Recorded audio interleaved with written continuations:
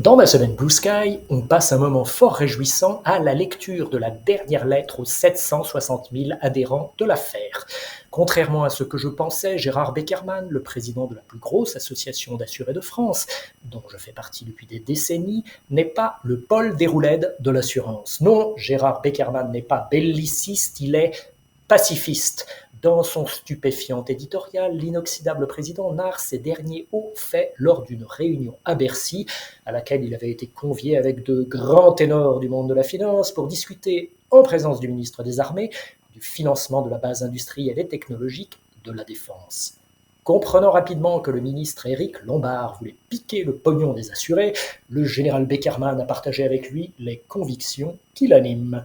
L'une de ces convictions, c'est que jamais l'affaire ne sera prête à s'engager pour un financement de la guerre, tout au plus pour un financement de la paix, et encore sous certaines conditions. La conclusion du patriote Beckerman, qui a la puissance inspirante d'une réclame des années 1930, notre épargne pour la paix pour notre épargne.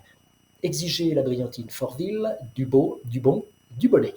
Je commente aussi une étude passionnante de Michael Mauboussin et Dan Callahan de Morgan Stanley Investment Management qui montre que toutes les actions cotées aux États-Unis ont enregistré de très fortes baisses, des maximum drawdowns en bon français entre 1985 et 2024, moins 85% pour la médiane et moins 81% pour la moyenne.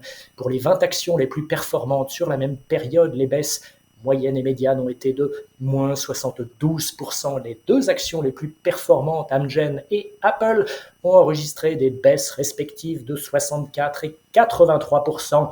Le stock picking, c'est difficile, il faut savoir identifier Amgen et Apple en 1985 et résister à des baisses très importantes. Si vous n'êtes pas un stock picker de génie et si vous ne savez pas identifier à l'avance les gérants actifs qui sont des stock pickers de génie, mieux vaut vous exposer aux actions via un fonds indiciel diversifié à bas coût. Vous aurez Amgen et Apple en portefeuille, ainsi que toutes les daubes. Et vous ferez mieux sur longue durée que plus de 90% des fonds gérés activement.